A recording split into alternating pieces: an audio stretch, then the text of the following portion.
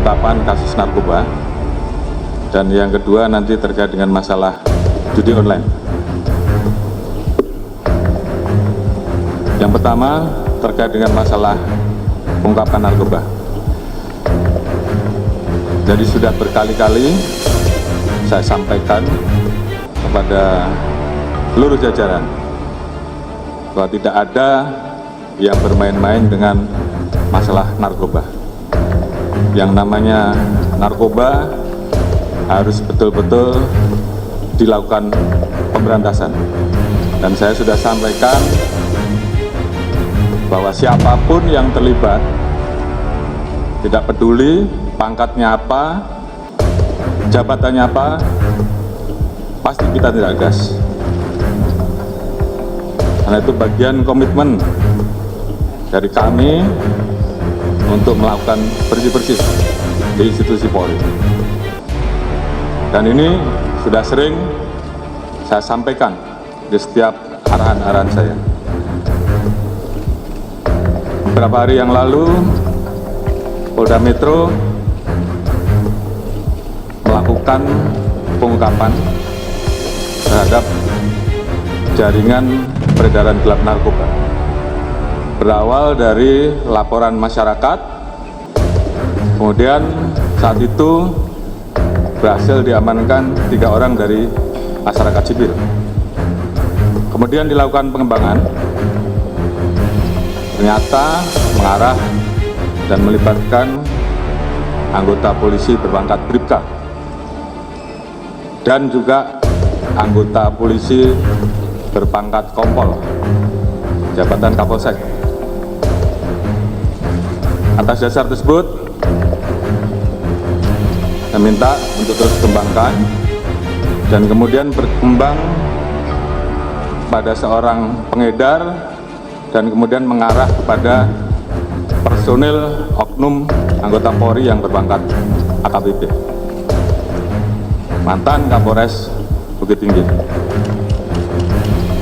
Dari situ kemudian kita melihat ada keterlibatan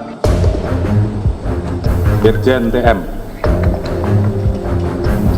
Atas dasar hal tersebut, kemarin saya minta Kadipropam untuk menjemput dan melakukan pemeriksaan terhadap Irjen TM. Tadi pagi telah dilaksanakan gelar untuk menentukan, dan saat ini Irjen TM dinyatakan sebagai terduga pelanggar dan sudah dilakukan penempatan khusus. Kemudian tentunya terkait dengan hal tersebut, saya minta agar Kadipropam segera melaksanakan pemeriksaan terkait etik untuk kemudian bisa kita proses dengan ancaman hukuman PTDH. Selain itu, saya minta kepada Kapolda Metro untuk melanjutkan proses terkait dengan penanganan kasus pidananya. Jadi saya minta siapapun itu, apakah itu masyarakat sipil ataukah Polri, bahkan sampai Irjen TM sekalipun, saya minta untuk diproses tuntas dan terus dikembangkan. Jadi ada 2 hal, proses etik dan proses pidana.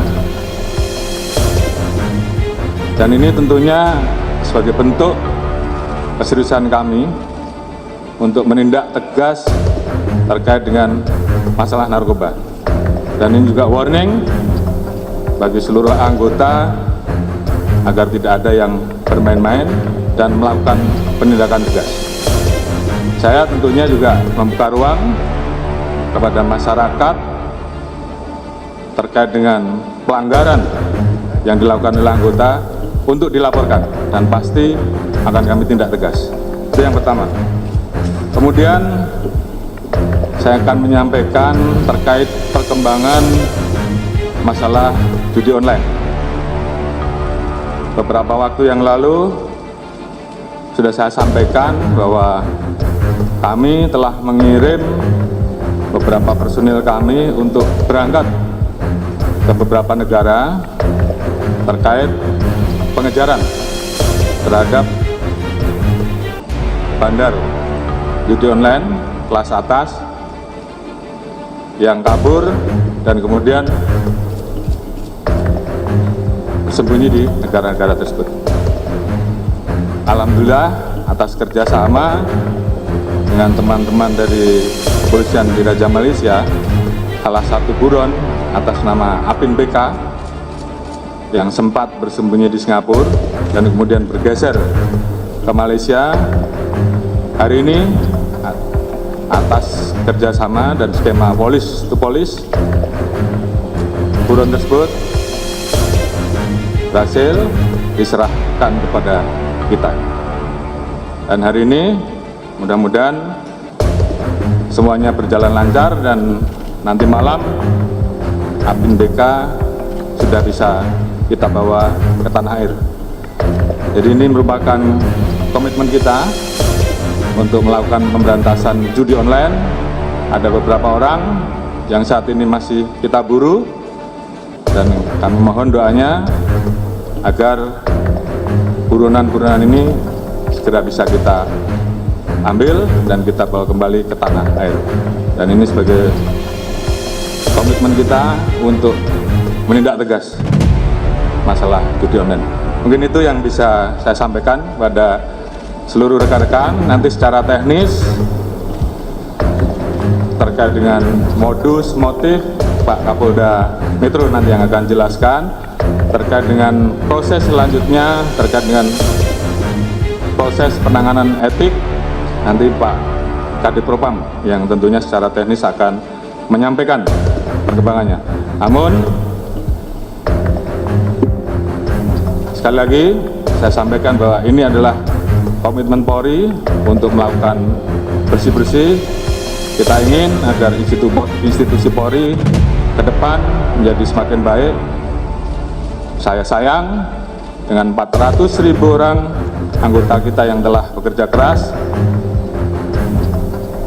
melaksanakan tugasnya dengan baik dan kemudian terganggu hanya karena perbuatan segelintir oknum. Jadi terhadap hal yang seperti itu saya tidak ragu-ragu untuk memproses dan menindak tegas. Mungkin itu yang bisa saya sampaikan. Terima kasih. Wassalamualaikum warahmatullahi wabarakatuh. Lalu Nabi memesan 3 perkara. Nabi pesan pertama, jaga salat kalian. Nabi tidak bilang jaga pangkatmu, jaga rukomu, jaga hartamu. Tidak. Nabi mengingatkan, salatmu, jaga salat kalian. Bapak-bapak polisi, kalau bapak mau baik pekerjaan, jangan tinggalkan sholat. Kecil itu bos jadi kapolsek, kecil. Nah datik uangnya jadi kok. Siapa yang sangka Pak Idam Aziz jadi Kapolri? Siapa yang sangka? Tidak pernah orang membayangkan, tidak pernah didengar-dengar namanya. Tiba-tiba jadi. Kalau Allah mau, kecil buat Allah jadikan kalian Kapolres, kecil. Kecil kalian kalau mau jadi kasat narkoba. Ini semua senang kasat narkoba. Kenapa? Tempat basah.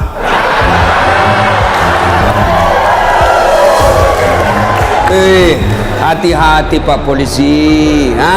Di tempat basah lah itu orang tenggelam.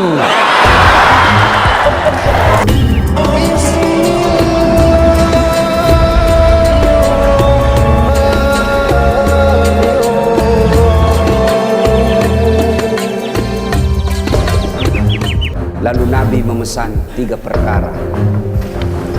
Nabi pesan pertama, jaga salat kalian. Nabi tidak bilang jaga pangkatmu, jaga rukomu, jaga hartamu. Tidak. Nabi mengingatkan, salatmu, jaga salat kalian. Bapak-bapak polisi, kalau bapak mau baik pekerjaan, jangan tinggalkan salat. Kecil itu bos jadi kapolsek, kecil. Nah dapat uang jadi kok. Siapa yang sangka Pak Idam Aziz jadi Kapolri? Siapa yang sangka? Nggak pernah orang membayangkan, nggak pernah didengar-dengar namanya. Tiba-tiba jadi. Kalau Allah mau, kecil buat Allah jadikan kalian Kapolres. Kecil. Kecil kalian kalau mau jadi kasat narkoba. Ini semua senang kasat narkoba. Kenapa? Tempat basah.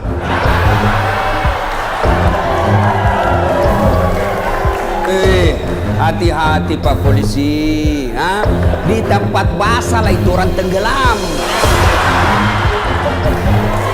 Tidak ada orang tenggelam kalau kering. Siapa suruh kau bilang gas-gas? Gas memang. Kita sudah tanda tangan MOU toh. Pak, kecil, sholat Pak. Kecil Bapak punya bahagia. Ustadz, kenapa itu kasihan istriku nang ngomel aja nak kerja.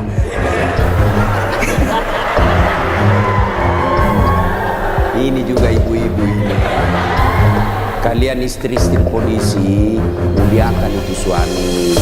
Kita kira itu gampang jadi polisi, Bu. Saya saja bukan polisi, saya bayangkan itu susahnya jadi polisi. Masalahnya orang datang ke mana? Sentuh kemana kamu? Ikut nanti aja. Jawab bayangkan. Kita mau baik-baik. Datang lagi sepupu tak menangis di depan tak. Nah telepon tong maki om tak. Iko tong itu, kau tong diharap. Kaulah satu-satunya keluarga di polisi. Apa kek kau bantukan itu kemanakanmu? Coba bayangkan. Nggak gampang itu. Kalau Ustadz apa godaannya? Apa gunanya Ustadz? Kemana-mana pakai gamis. Nggak ada perempuan mau dekat sama kita. Nah bacakan kau Yasin jauh-jauh. Tapi kalau polisi Pak, godaannya banyak. Banyak betul godaannya itu polisi. Masalahnya orang datang pula istri. Pakai kau kipas Pak. Tak kalah ada apa kayak situ. Kalau kita Ustadz, siapa yang mau sogoki? Paling nak sogoki telur sama soko. Apa mau nak sogokkan ki? Tapi polisi subhanallah godaannya sangat besar, bebannya sangat besar. Maka disitulah dibutuhkan ibu. Pelihara suamimu. Jangan kau malah jadi tukang kompor. Apa kek, masa kita sudah 17 tahun menikah tidak pernah tongko menikah nggak gelang. Itu saja baru polisi baru 3 tahun suaminya gelangnya kayak pilih sepeda. Betul dia baru 3 tahun tapi dia sudah jual sawah warisan. Jangan Bu, sayangi itu suamimu kasihan. Jangan kau dorong dia masuk neraka. Ya, coba kalau ibu-ibu tidak beristri polisi, ibu ndak jadi ndak jadi bayangkari. Karena ibu bayangkari, wah luar biasa mobil polisi dia pakai biarisan. Iya toh, ibu. Makanya syukuri. Coba kalau ibu ndak nikah sama ibu bapak-bapak polisi, ibu bukan bayangkari, gasturi, Gadis Tua Republik Indonesia. Maka bersyukur ya. Pak, jaga sholat Pak. Saya kasih di contoh ya, saya kasih di contoh. Kan ada komandan tak toh? Ada Kapolres. Kira-kira kalau Kapolres panggil ajudan bagaimana hebatnya? Ajudan, itu ajudan biar lagi baring-baring di kursi makan cang goreng. Ajudan, siapa? Biar itu ada cang goreng. Perintah komandan. Iya toh? Iya. Iya. Mana ada ajudan berani dipanggil? Ajudan, tunggu dulu Pak. Bilang aku dinjal lehermu. Coba. Ayo. Begitu takutnya kita sama manusia. Padahal Kapolres paling lama 2 tahun. Mutasi lagi. Tapi begitu takutnya kita sama manusia. Tidak berani kita bilang tunggu. Lalu kenapa ketika azan berkumandang Allah memanggil kita, hayya 'alal falah. Pak polisi, sini kok, saya kasih kok kemenangan. Bapak tahu enggak itu artinya hayya 'alal falah? Itu artinya sini saya kasih kau kemenangan. Sini, saya kasih kau kejayaan. Allah panggil kau, sini kau, saya kasih jadi Kapolsek kau. Sini kau, saya kasih kau jadi Kapolres, sini. Tapi apa jawaban kita? Tunggu, lagi meeting. Tuhannya suruh menunggu. Kapolres saja kau tidak berani kasih menunggu. Ini Tuhanmu kau suruh menunggu. Pantas 20 tahun kau jadi polisi, tidak bisa kau lepas dari kredit.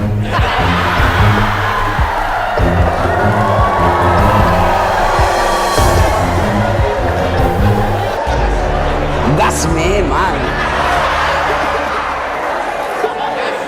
Makanya, bagaimana hidupmu mau baik bos jadi polisi?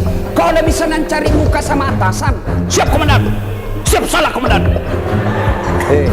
Bapak kerja sama manusia 10 nasuruh kerja. Nih kerja ini 10. 9 yang cocok, 1 salah. Yang salah na persoalkan. Bodoh memang kau ini. Coba, nah lupa itu 9 yang cocok. Padahal 9 yang betul, 1 yang kau dosa. Nah bodoh memang kau ini. Nah, itulah manusia. Kalian capek cari kelakuan baik. Jangan kau terlalu mencari muka sama pimpinanmu. Yuk kerja saja dengan baik sebagai polisi. Ada tupoksimu, ada ini kasat ini, jelas pekerjaannya. Kerja itu dengan baik, perbaiki sholatmu. Allah yang angkat derajatmu. Jadi cepat. Nah bilang ada di Jakarta, cemen lu men. Ayo, serius pak. Baiki saja sholat. Kecil pak. Bapak kan punya jalan jadi Kapolsek. Bapak punya jalan untuk jadi Kapolres. Kenapa bapak polisi? Memang ada jalannya. Yang tidak bisa ada jalannya, saya jadi Kapolres. Tidak ada itu. Tidak ada jalannya itu bos. Ayo. Yang tidak ada saja jalannya Allah kasih. Saya ulang, yang tidak ada saja jalannya Allah kasih. Apalagi memang ada jalannya. Apa maksudnya? Pak, bisa ndak perempuan hamil tidak pernah disentuh laki-laki? Itu ndak ada jalannya menurut ilmu kedokteran. Ndak mungkin. Tapi kalau Allah yang mau jadi Siti Maryam, wanita suci, ndak pernah disentuh laki-laki, hamil melahirkan Isa alaihi salam.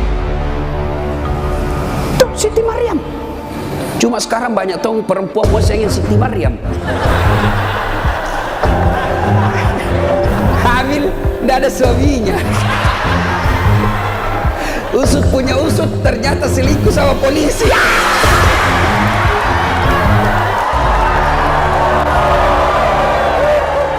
Gas memang. Kau bilang gas. Coba, makanya ku gas. Kasihan ini perempuan ku kasih begitu. Dia mau melapor ke polsek, temanmu itu datang pati melapor. Datang melapor malah dikasih takut-takut. Kau dapat pasalan pencemaran nama baik. Ayo Pak, Bapak mau baik, perbaiki saja sholat. Saya kasih lagi contoh. Saya akrab sama Kapolres. Saya datang di Sidrap. Pak Kapolres, adakah di Sidrap ini cari-cari telur? Mau pengantin? Siap Ustaz, gampang. Kapolres telepon ajudan. Ajudan, itu Ustaz Dasar ada di hotel. Kau jemput pakai alparnya Aji. Karena ada alparnya tahu Pak Kapolres. Tapi punya teman. Bawakan telur. Selesai masalahku soal telur. Kenapa? Saya akrab sama komandan. Sebaliknya ada orang dari Makassar, tidak pernah ketemu Kapolres, tidak pernah kenalan, tidak pernah didengar namanya. Assalamualaikum Kapolres. Saya ada di Sidrap ini, saya cari-cari telur, pinjam dulu mobil Tafa. Siapa nak telepon Kapolres? Kapolsek, tangkap itu.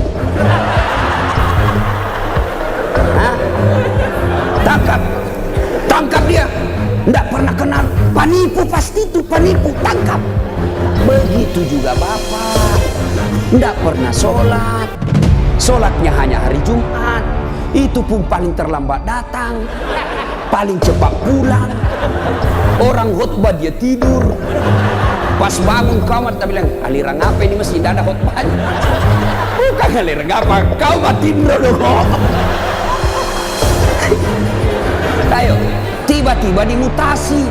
Tidak ada tempatnya yang bagus-bagus, stres. Jadi berdoa, ya Allah, capek mak ini jadi polisi Tuhan. Kenapa hidupku tambah susah Tuhan? Nah bilang Tuhan, malaikat, karena dia sudah capek jadi ke polisi, sekali cabut nyawanya. Makanya Pak, yuk perbaiki sholat Pak. Apa alasanmu tidak mau sholat? Bilang mau apa? Bilang apa alasanmu? Si Geaki. Apa? Hah? Tidak ada kecuali malas. Dalam Islam ada boleh beberapa orang boleh tidak dosa ketika dia sholat. Satu, belum balik. Kalau ada bapak-bapak polisi di sini merasa belum pernah mimpi basah, belum pakai balik itu. Atau ibu-ibu poluan tidak pernah haid, kau masih balita itu. Lihat. Yang kedua, siapa boleh tidak sholat? Hilang ingatan alias gila. Kenapa tidak sholat? Saya gila Pak. Yang penting bapak yakin gila, boleh tidak sholat. Tapi tidak mungkin bapak jadi polisi kalau bapak gila. Yang ketiga, boleh tidak sholat dalam tekanan. Zaman Belanda diancam kepala tak. Jangan kau sholat, kalau kau sholat saya kasih pecah kepalamu. Boleh tidak sholat orang begitu. Lain itu apa Pak? Bapak nganangani unjuk rasa, boleh bapak sip-sipan sholat. Tidak bisa tinggalkan tempat. Sholat khauf namanya, sholat dalam keadaan perang. Bagaimana caranya? Bapak berenam, polisi bertugas, maka bagi tiga lapis, 3 rakaat, tiga saf. Saf pertama 2 orang, saf kedua 3 orang atau 4 orang. Maka saf pertama diselesaikan dulu sholatnya 1 rakaat, yang di belakang jaga senjata. Begini dia. Selesai ini yang saf pertama 1 rakaat, maka saf kedua lagi yang selesaikan sholatnya, saf pertama lagi siaga jaga senjata. Boleh Pak. Tidak bisa ditinggalkan tempat Ustaz. Kita tayamum darurat. Boleh Bapak. Kalau pergi ambil air 1 kilo, bahaya ini keadaan. Bapak tayamum di situ. Tidak usah buka sepatu. Boleh. Bagaimana caranya? Letakkan telapak tangan di pasir. Sudah itu tepuk. Karena kalau kau tidak tepuk ada pasir, kau gosok matamu. Tidak jadi kesembahyang.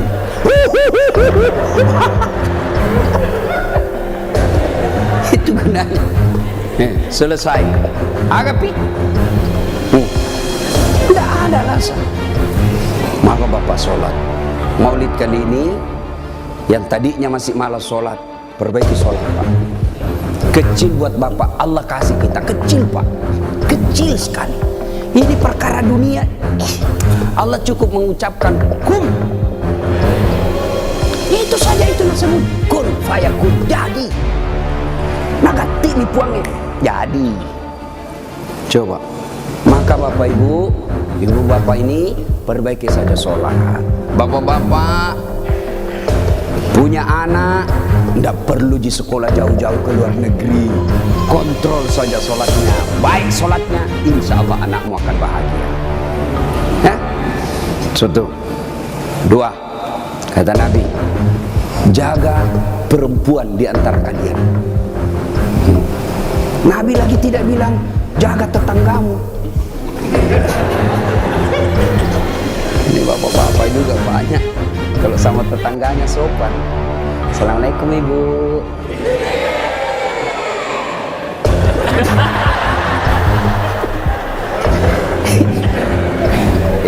Ibu, kita ini sebenarnya laki-laki tergantung istri. Kalau istri kita baik, sopan bicara, tidak mungkin dah kita macam-macam. Datang mama tak kau hormati, datang saudara tak kau muliakan, pasti kita berpikir, baik sekali istriku ini. Belum tentu saya dapat perempuan lebih baik dari ini. Ya sudahlah, saya sabar saja menghadapi ini. Tapi kau suka kau ngomel, malas, datang mertuamu tidak pernah enak mukamu. Baru 1 jam duduk kau bilang kapan pulang mak. Datang mertua laki-lakimu langsung kau bilang, kasihan mbokmu. Datang lagi bapakmu bawa beras 50 kilo, bulan nanti 1 juta.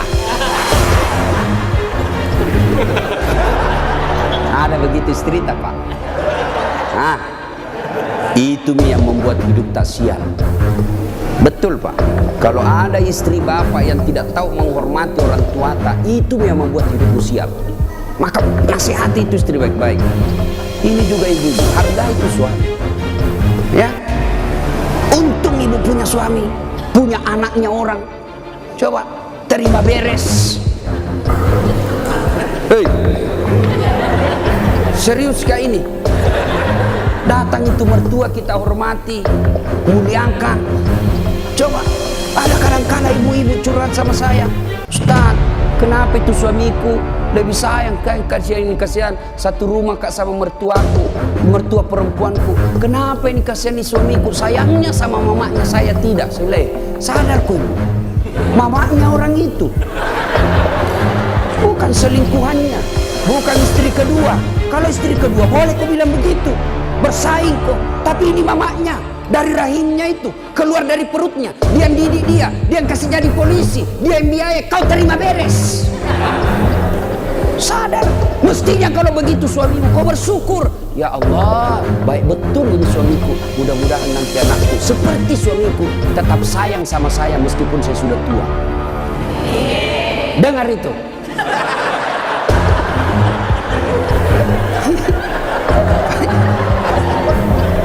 Mentong kita ini pun, hei, coba lihat kasih ini polisi di jalan nirup udara kotor, jalan baik-baik dicurigai lagi, polisi. Pada orang baik datang cari perampok. Coba di kantor kalian dimarah-marahi sa komandannya. Siap salah komandan, ditendang di pantatnya. Siap salah komandan, siap salah. Sampai lagi di rumah kau maki-maki lagi. Bodoh memang tahu kenapa kau tidak lawan. Apa mau dilawan? Nah dia Kapolres.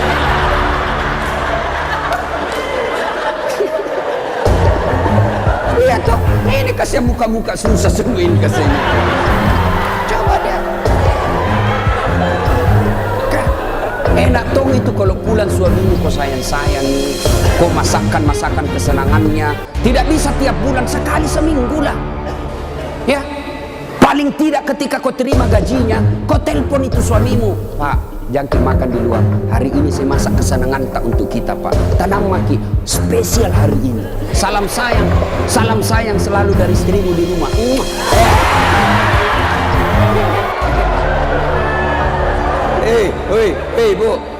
Bu, itu suami polisi kalau dapat SMS begitu, nah kasih lihat langsung Satpol PP.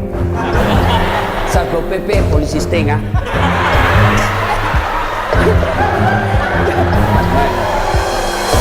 Ada di sini.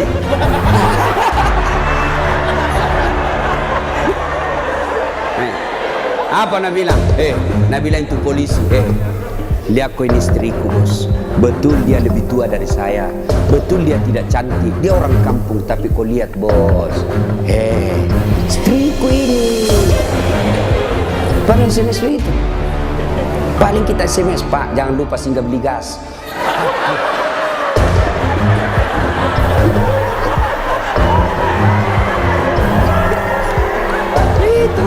Itulah susahnya jadi suami. Tapi bapak juga kalau disuruh singgah beli gas, jangan sok-sok gengsi. Jangan gengsi. Kan biasa kita laki-laki, saya polisi, saya ajun komisaris, saya ini pangkat tinggi, masa beli gas? Kenapa nih? Ayo, Pak kecil itu. Coba, untung bukan kita yang hamil. Mau kita tukar? Kita yang hamil, istri tak beli kompor gas. Mau kita tukar kira-kira itu? Repotnya itu perempuan hamil, jalan saja setengah mati, 9 bulan itu kasihan. Belum masuk. Coba itu perempuan kalau hamil, duduk aja setengah mati, harus pakai standar samping. Lama itu, mapanguju tuh kasih kalau melet tudang. Coba kalau bapak langsung saja begini, selesai. Maka ketika yang begitu, bapak ikhlas saja, itulah pengabdian kita kepada istri. Ya, emang itu Nabi Pak 11 istri. Tapi tidak pernah ada istrinya mengatakan menyesal saya nikah sama kaum Muhammad. Bapak satu menderita lahir batin. Itu Nabi Pak, Nabi kalau minum sama istrinya, dia kasih begini, minum, kasih lagi istrinya, satu teguh, kasih lagi istrinya. Begitu romantisnya Nabi. Dan hebatnya itu, kalau Aisyah minum di sini bibirnya, itu cari Nabi. Coba Pak Kasat begitu. Minum bekas bibirnya istri. Bau mulutmu.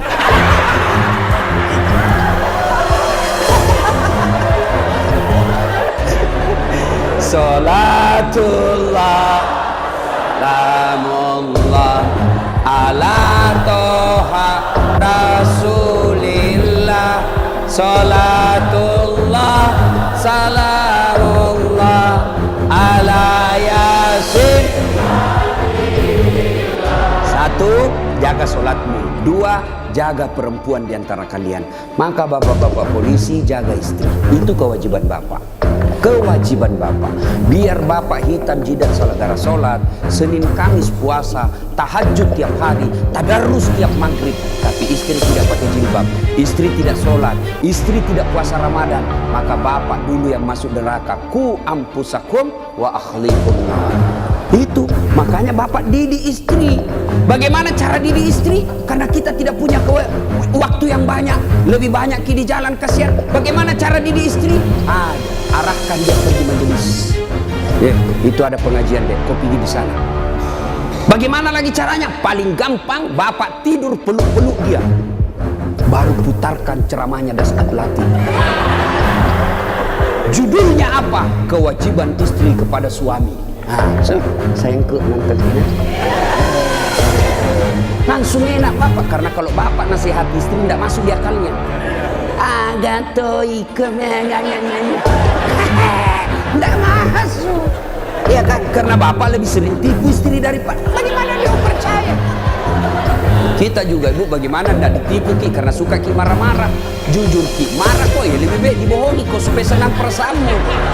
Kenapa kau bohong? Selama ini kau bohong. Ku sayang kau, tidak mau kau luka perasaan banyak, kau bohongi kau. Sekarang kau tahu ya itu takdir burukmu.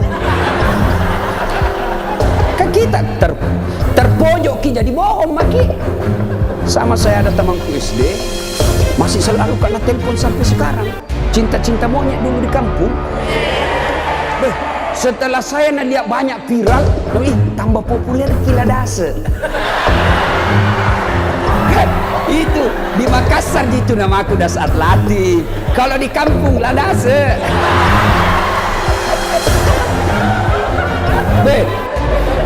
Dia selalu telepon saya. Nggak enak kan? Nah tahu istriku, perasaannya istri saya hormati sekali istri saya. Saya terima. Nggak enak. Saya blokir. Nah bilang kan nanti sombong. Kan pas aku tulis di situ HP ku namanya penjual batu bata. Yang kau shooting ibu nanti sampai sama istriku. Bunyi itu telepon. Nah lihat istriku, Ustaz, ada panggilan tak? Dari siapa sayang? Penjual batu bata.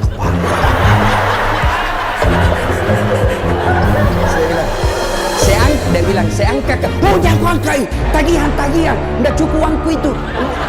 Istriku kalau bilang uang, nggak mau dia karena nanti uang belanjanya saya ambil. Jangan angkat. Jangan angkat, Ustaz, jangan mungkin belum cukup uang. Selamat saya. Satu ketika saya pulang ceramah, bikinlah saya teh. Kan saya bikin sendiri. Saya tahu. Oh sudah. Saya minum. Kenapa nggak asin ini? Baru salah kasih kah ini? Saya pergi lihat toples, tulisannya gula. Isinya garam. Saya tanya istriku, sayang, kenapa ini tulis gula na isinya garam? Nah bilang, ponta juga lain kita tulis lagi sini.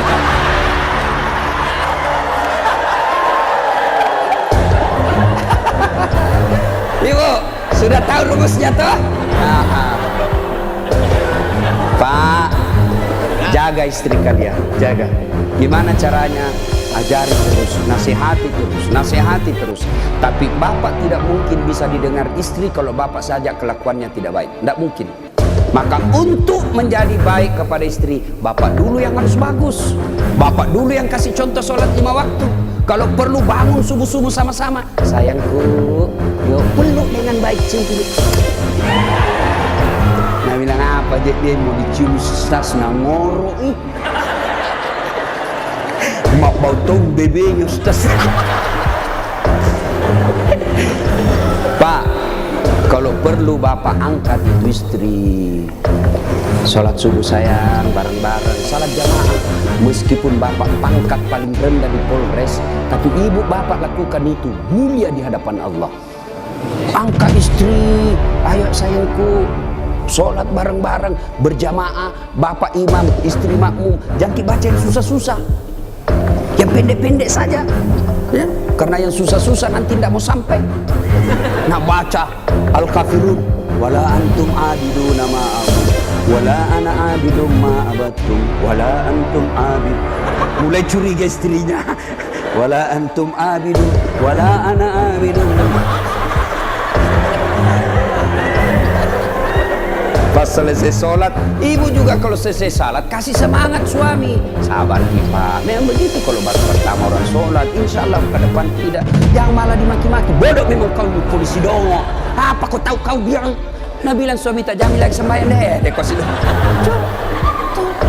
Bu, pulang suami tak ibu, kita tahu sudah mau masuk maghrib, datang suami tak sudah sediakan sarungnya.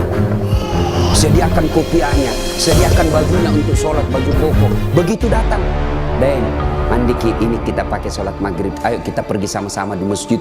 Nyaman ibu, suami istri jadi polisi dapat gaji tiap bulan. Kalau begini kita lakukan, bahagia hidup tak. Meskipun kita tak putar-putar saja di situ.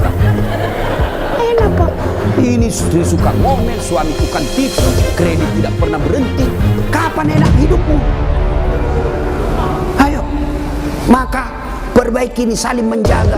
Suami nasihati istri, istri ingatkan suami. Itu rumah tangga yang bahagia.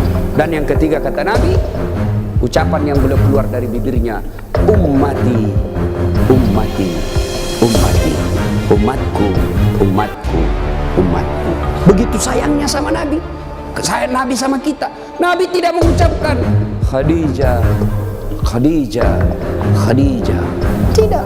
Nabi yang diucapkan ummati, umat kita. Apa di dunia saja tidak, sampai di akhirat pun Nabi seperti itu. Ketika hari kebangkitan tiba, Allah perintahkan kepada malaikat Jibril, Jibril, kau bangkitkan manusia paling mulia yang sangat aku sayangi, Muhammad sallallahu alaihi wasallam. Nabi Jibril setengah mati mencari, lalu Allah kasih keberkahan. Makamnya Nabi keluar asap, didapat. Lalu bangkitlah Nabi. Ya seperti yang kita lihat di sirkus, ada manusia yang tiba-tiba naik saja ke permukaan. Lalu Nabi duduk, gosok mata. Jasadnya Nabi Pak sampai detik ini tidak hancur. Seperti ketika beliau hidup, kulitnya tidak rusak. Pernah kan beberapa kali tuh kan kuburnya Nabi jasadnya Nabi dicuri. Kan beberapa kali tuh, 9 kali. Dan jasadnya pun sudah ratusan tahun meninggal, masih sama. Nah, bangun Nabi, gosok matanya. Lalu Nabi buka, nampak Jibril di depannya. Lalu Nabi berkata, Jibril, hari apa ini? Ya Muhammad, inilah hari kebangkitan yang pernah Allah janjikan kepadamu. Kira-kira kalau bapak bangkit seperti itu, bapak cari siapa? Mana kasihan anakku? Oh, mana itu istriku yang baik sekali? Apa Nabi cari keluarganya? Tidak. Nabi tidak berkata, mana bapakku, rindu saya mau melihat bapak saya, tidak pernah saya lihat wajahnya. Tidak. Siapa yang Nabi cari? Aina umat. Jibril, mana umatku? Kita yang dicari Nabi Pak. Bayangkan, begitu cintanya Nabi kita. Nabi cinta di dunia sampai di akhirat. Nah sekarang, bagaimana kecintaan kita kepada Nabi? Kalau sahabat luar biasa cintanya kepada Nabi.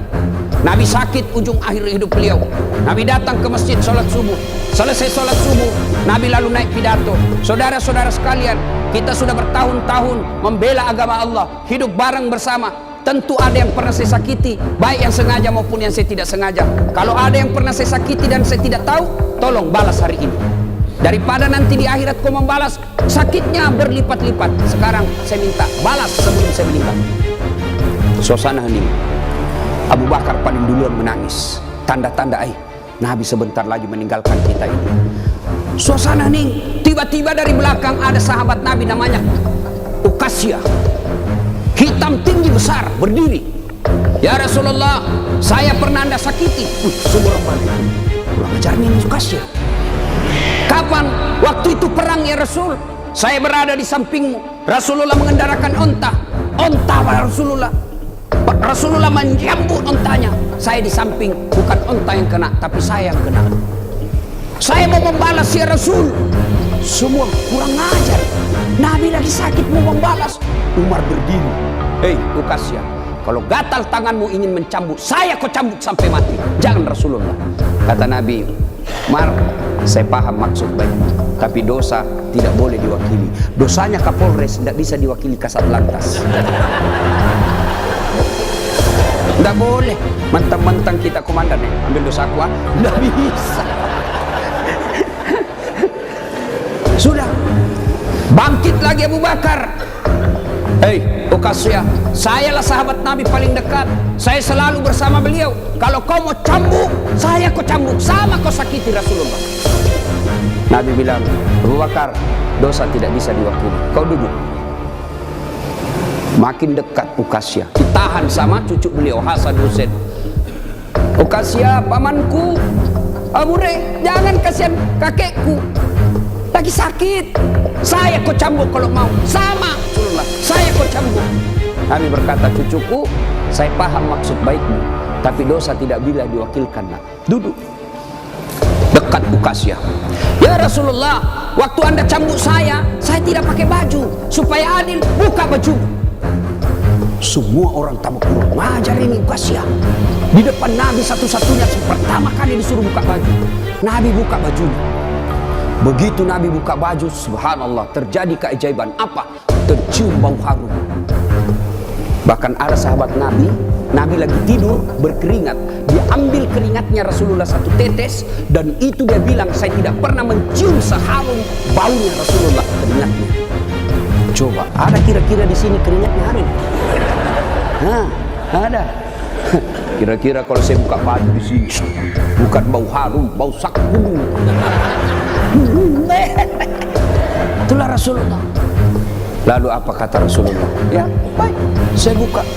Kata Nabi, cepat kau Ukasya, jangan kau buat saya lama tidak pakai baju, nanti Allah menghukummu. Maju Ukasya, dia buang cambuknya, lalu dia peluk badan Nabi, dia cium badan Nabi dadanya, lalu sambil menangis, ya Rasulullah, maafkan saya. Hei, apa maksudmu Ukasya? Tadi kau mau cambuk saya, sekarang kau menangis mau melukku. Kata Ukasya, ya Rasulullah, itu tadi cerita saya cuma karang, itu cari cerita saya cuma buat-buat. Kenapa? Saya tahu sebentar lagi Rasulullah meninggalkan kami. Ingin rasanya kulitku yang hina ini bersentuhan dengan kulitmu ya Rasulullah, karena saya tahu tidak mungkin saya bisa lagi menyentuhnya tanpa saya akali seperti ini. Ya Rasulullah, mau sekali nih kulitku yang hina menyentuh kulitmu yang mulia. Pun kalau saya nanti masuk surga belum tentu sama kita punya kelas. Saya ingin menyentuhmu ya Rasulullah. Saya ingin merapatkan badanku dengan kulitmu yang mulia ini ya Rasulullah. Nabi lalu meneteskan air mata dan berkata, saudara-saudara sekalian, kalau kalian mau tahu temanku di akhirat kelak, inilah karena cintanya kepada Rasulullah Muhammad SAW. Rasulullah luar biasa cintanya kepada kita. Lalu kalau Bapak cinta kepada Rasulullah, muliakan Rasulullah dengan cara apa? Pelihara warisannya. Apa warisan Nabi? Bukan istana. Apa warisan Nabi? Al-ulama'u warisatul anbiya. Muliakan ulama, bapak-bapak polisi. Gunakan kekuasaanmu untuk melindungi pewaris para nabi, bukan pewaris pejabat. Lindungi pewaris para nabi, supaya kalian nanti di akhirat ada yang bersamamu, melindungimu ketika pada saat itu tidak ada lagi perlindungan. Rasulullah pewarisnya bukan gubernur. Rasulullah pewarisnya bukan presiden, Rasulullah pewarisnya bukan Kapolri, tapi pewarisnya Nabi adalah ulama. Muliakan ulama karena sama saja kalian memuliakan Rasulullah. Tidak usah kau muliakan Dasat Latif, tidak usah kau muliakan kiainya, tapi muliakan ilmu yang benar. Kalian tahu halal haram bukan dari Kapolres, kalian tahu halal haram, rukun-rukun iman, rukun-rukun haji bukan dari Kapolri, bukan dari sekda, bukan dari bupati, tapi kalian mengetahui ini dari ilmu-ilmu para ulama. Ini saja tausiah kita, mudah-mudahan ada manfaat. Saya ingin berlama-lama, tapi saya harus ada di Makassar pukul 11 karena saya harus perjalanan lanjut ke Kolaka. Terima kasih Pak Kapolres. Saya doakan Bapak beserta istri sehat walafiat, diberikan kemampuan dan kesanggupan untuk menjaga wilayah hukum Sidrap dan sekitarnya. Bapak-bapak polisi, saya berdoa semoga Bapak sekalian selalu dititipkan iman dalam hati, sehingga Bapak betul-betul menjadi pengayom, pelindung, dan pelayan masyarakat. Insya Allah, luar biasa pekerjaan Bapak. Kalau Bapak melaksanakannya dengan baik, Bapak ini bertugas sebagai Umar bin Khattab, menegakkan hukum. Luar biasa. Kalau saya paling hanya bisa menganjurkan di mimbar, tapi kalau Bapak polisi mampu mengamalkan langsung. Saya jangan minum khamar, jangan narkoba. Nah, dengar anak muda, tapi kalau Bapak bilang jangan narkoba, langsung ditangkap masuk penjara. Bapak lebih hebat dalam dakwah daripada ustaz. Kalau ustaz di mimbar teriak-teriak, jangan minum khamar. Kita lihat peminum khamar, paling dia bilang, dede, mabuk si Rona muda. Tapi kalau Bapak polisi dapat langsung bisa disegit, borgol, bawa ke penjara. Nah, ibu bapak, saudara-saudara sekalian, mudah-mudahan ada manfaat. Lebih dan kurangnya mohon dimaafkan. Sebelum kita akhiri, mari kita berdoa kepada Allah Subhanahu wa taala.